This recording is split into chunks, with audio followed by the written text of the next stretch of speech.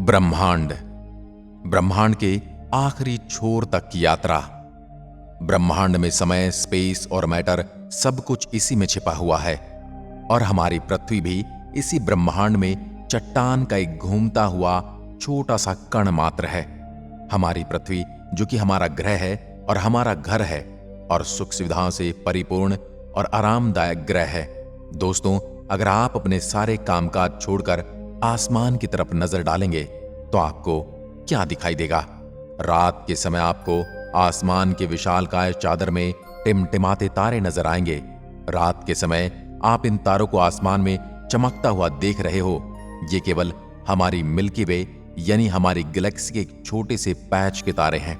हम हमारी गैलेक्सी में बहुत छोटी सी जगह पर रहते हैं और वहीं के तारे हमें दिखाई देते हैं।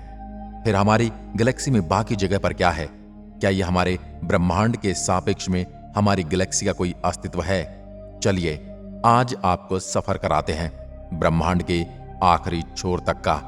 सबसे पहले पृथ्वी से ऊपर की ओर चलते हैं। अब जैसे हम पृथ्वी की सतह से ऊपर उठने वाले हैं, पृथ्वी हमें बहुत छोटी दिखाई देने लगती है। अब हम पहुंच गए हैं इंटरनेशनल स्पेस स्टेशन पर, जो कि इंसानों द्वारा बनाई गई है। ये 27,580 किलोमीटर प्रति घंटा की रफ्तार से पृथ्वी का चक्कर लगाती है। एक दिन के 24 घंटे में यह पृथ्वी के चारों ओर का चक्कर 16 बार लगाता है और ये पृथ्वी की सतह से 400 किलोमीटर ऊपर है।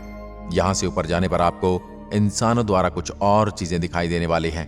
ये हैं सैटेलाइट, और स्पेस में भेजी गई हजारों सैटेलाइट पृथ्वी का चक्कर काट रही हैं। यही सैटेलाइट का एक जाल बिछा हुआ है। थोड़ा ऊपर जाने पर आप पृथ्वी की तरफ देखोगे तो आपको बड़ा ही सुंदर नजारा दिखाई देने वाला है। अब हम चांद पर आ गए हैं और हमसे पहले यहां 12 एस्ट्रोनॉट आ चुके हैं और हम पृथ्वी से अभी 4 लाख किलोमीटर की दूरी पर हैं और चांद पर कोई वायुमंडल नहीं है जो कि कॉमेट्स या एस्टेरॉइड को स्पेस में ही जला दे। शुक्र है हमारी पृथ्वी का वायुमंडल है और यह हमें स्पेस से आने वाले खतरों से बचाता है। अब इसे देखिए, यह हमारे सौरमंडल का सबसे चमकीला ग्रह वीनस की ग्रेविटी हमारी पृथ्वी के समान है, लेकिन ये ग्रह एक नर्क की तरह है क्योंकि यहाँ पर एसिड की भयानक बारिश होती है और इसके वातावरण में दिखाई देने वाले बादल सल्फ्यूरिक एसिड के हैं। सूर्य की गर्मी यहाँ आती है लेकिन यहाँ से वापस नहीं जा पाती और इसी वजह से गर्मी यहाँ के वातावरण में रह जाती है। इस ग्रह पर सबसे ज्यादा ज्वालामुखी मौजूद हैं और यहाँ कुछ भी सरवाइव नहीं कर सकता। यहाँ से आगे बढ़ने पर हम सूरज के सबसे नजदीकी ग्रह के पास पहुंच गए हैं। इस ग्रह का नाम मरकरी है और इसकी धरती हमारे चांद जैसी नजर आती है। ठीक चांद जैसे यहाँ पर बड़े बड़े गड्ढे आप देख सकते हैं।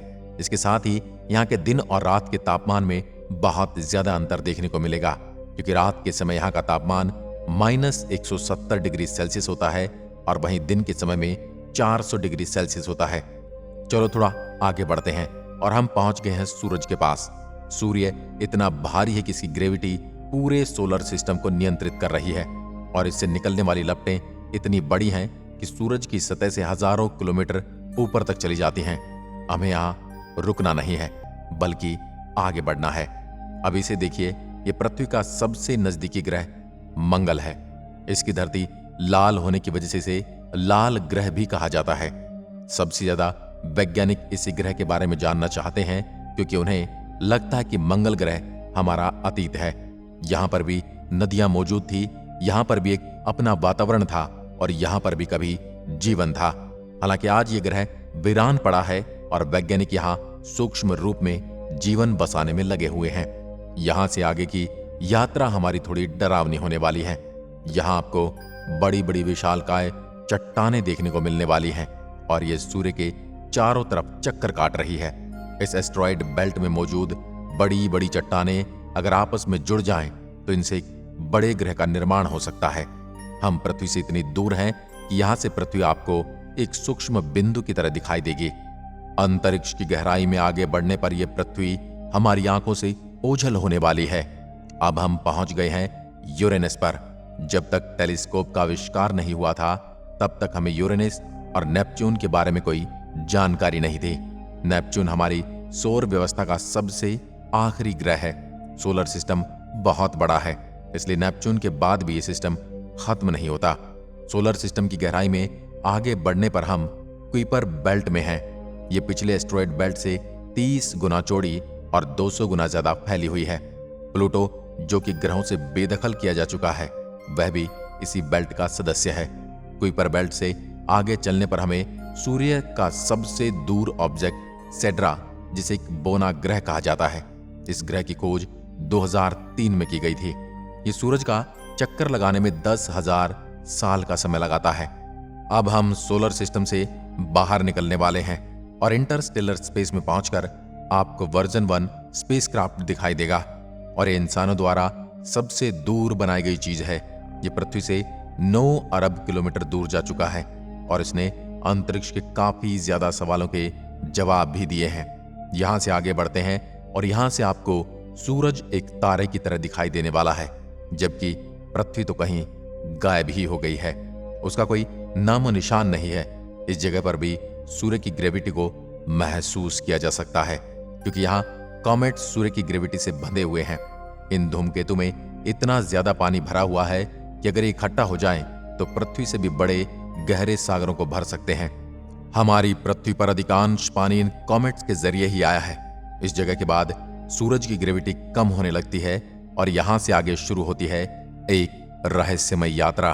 यहां आपको इस कद्र अंधेरा दिखाई देने वाला कि आंख खोलकर भी आपको कुछ दिखाई नहीं देगा और यहां पर कुछ भी देखने के लिए इंफ्रारेड विजन की आवश्यकता पड़ेगी। यहां पर अरबों तारे हैं और हमने अपने सबसे नजदीकी मंडल की तरफ बढ़ना शुरू कर दिया है। इसका नाम है अल्फा सेंचुरी और इस तारामंडल में 3 तारों का समूह है और यहां से आगे बढ़ते हैं। इस तारामंडल में भी और ग्रह का जन्म होना बाकी है। अब हम पृथ्वी से 20 प्रकाश वर्ष की दूरी पर आ चुके हैं और यहाँ अरबों तारे हैं और इनकी यात्रा करना तो बहुत दूर की बात है, इन्हें गिनना भी असंभव है। इसलिए अपनी यात्रा को आगे बढ़ाते हुए हम मिल्की वे गैलेक्सी से बाहर आ जाएं। अब हमने इंटरस्टेलिक्स स्पेस में प्रवेश कर लिया है। यहाँ हमें दूर दूर तक अरबों गैलेक्सियां दिखाई देने वाले हैं। जैसे जैसे हम आगे बढ़ने लगे हैं, हमें अन्य गैलेक्सियों के झुंड दिखना शुरू हो गए हैं। यहां से आगे बढ़ने पर हमें कई तरह के सुपर क्लस्टर दिखाई देने वाले हैं। यह हमारा ऑब्जर्वेबल यूनिवर्स और यहां हमारी यात्रा खत्म होने वाली है। तो फिर क्या यहां हमारी यात्रा खत्म हो चुकी है? क्या इतना बड़ा ही है हमारा ब्रह्मांड? जैसा कि अभी हम ऑब्जर्वेबल यूनिवर्स हो सकते हैं, लेकिन इसके बारे में अभी कुछ नहीं कहा जा सकता। लेकिन इतना कहना सही होगा कि ऑब्जर्वेबल यूनिवर्स हमारे ब्रह्मांड का आखिरी हिस्सा नहीं है, बल्कि इसके बाहर भी कुछ तो है। आखिर वह क्या हो सकता है? आपका इसके बारे में क्या कहना है? अपनी राय देकर जरूर बताएं।